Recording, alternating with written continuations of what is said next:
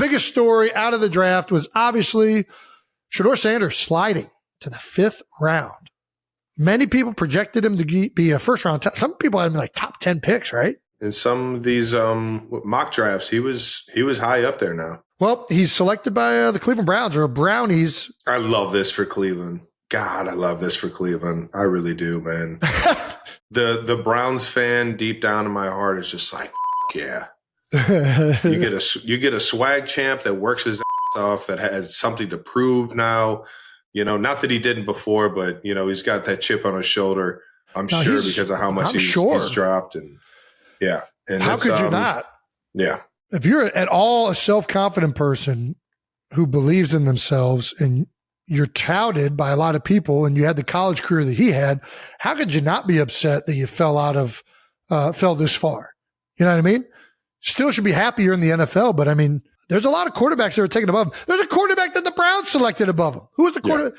Yeah. Dylan Gabriel was selected in the 3rd round. A lot of anonymous reports prior to the draft that his team interviews went poorly. What do you think, Trav? Why do you think Shedeur Sanders? I think whoever's the fucking anonymous person that's fucking saying this should fucking come out and say who they were. And say it with your chest. Like, what the fuck is that about? Like, if you're going to fucking leak that type of shit, fucking be the one that says that, yeah, it just didn't go well for us. You know, don't fucking say that we're anonymous. You know, that's so fucking lame. Like, I don't know. I just feel like there's no validity to it. I'm not sure why he dropped. I'm not sure, you know, whether it was the interviews or whether it was stuff that they saw on film. What I saw on film, I thought he was a way higher pick. And I think that's all that should matter. And I mean, it doesn't seem like he's a terrible person. You know, it seems like he's just a motivated football player that is a part of a big football family. And him and his father have kind of taken over the NCAA football for the past 3 to 4 years. And whether that's something that NFL teams, quote unquote, didn't want to deal with, I feel like this is going to be such a fresh start for him. And now it's going to feel, I can see him working his ass off and becoming the starting quarterback in Cleveland at some point for sure. Personally, I think a lot of these interviews went poorly, or the off the field antics between Deion and whatever media stuff Shedeur's got going on. I think all that is getting blown way out of proportion as a factor for this. Yeah. I think the reality is, to me, and the way I look at it, is it's hard to find a great quarterback in this league. If these teams really felt that Shedeur Sanders was a top 1st round talent, they would have picked him. That's what I think. I think if you mean to tell me if Michael Vick had these same exact off-field things happening, or if he was Michael Vick's exact talent, he wouldn't have been taken in the 1st round. Of course he would have. Teams said on draft day they don't think Shedeur Sanders' potential warrants being drafted that high at the next level. Okay. Now, for whatever reason that is, I don't know why that is. I don't even barely watch Shedeur Sanders, but I ain't going to sit here and tell you that, like, there's too many players with character issues, with concerns every year coming out about criminal behavior, off-field antics, and other things that get drafted in the 1st round. And they get drafted in the 1st round because they are ballers and the NFL wants great players. The fact that he got drafted at 144 in the 5th round tells me that maybe these off-field things mattered a little bit, but the bottom line is teams just do not think the potential of Shedeur Sanders panning out the next level is high enough to warrant an earlier pick. And teams get this wrong all the time. They got it wrong with Brock Purdy. They got it wrong with Tom Brady. This is not like an exact science. And I hope and I'm happy Shedeur Sanders is going to get an opportunity to go to Cleveland, because clearly Cleveland wants to replace their starting quarterback. They picked 2 of them in the draft. So now you're going to get him, a competitive person, motivated to prove a bunch of motherfuckers wrong up in Cleveland, Ohio, on a team that clearly wants a new quarterback.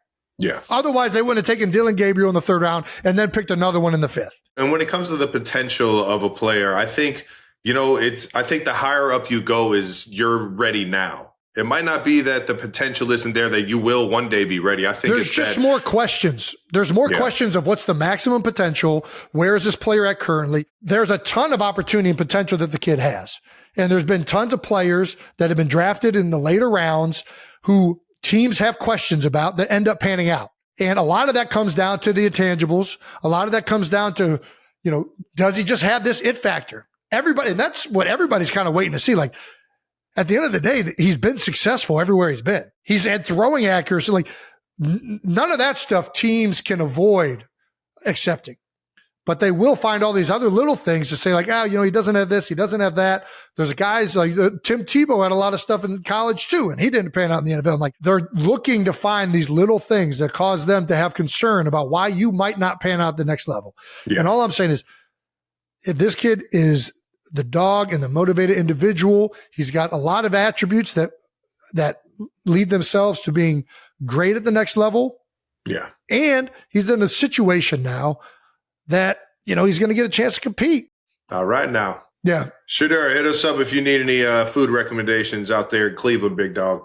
And good luck. Good luck becoming the starting quarterback for the Cleveland Browns, brother. I'm rooting for him. I fucking hope. I mean, talk about a great story. Are you kidding me? How can you not root for the guy right now? I hope he makes it and he brings all of the people that he brought to him to the meetings, to the contract that he signs after he fucking leads him to some playoff game. You know what I mean? Like, I hope this just happens in the biggest fuck you to everybody around there questioning that side of things. But anyway, let's fucking go. Travis Kelce also famously slid from character concerns. Arguably was the best tight end on tape.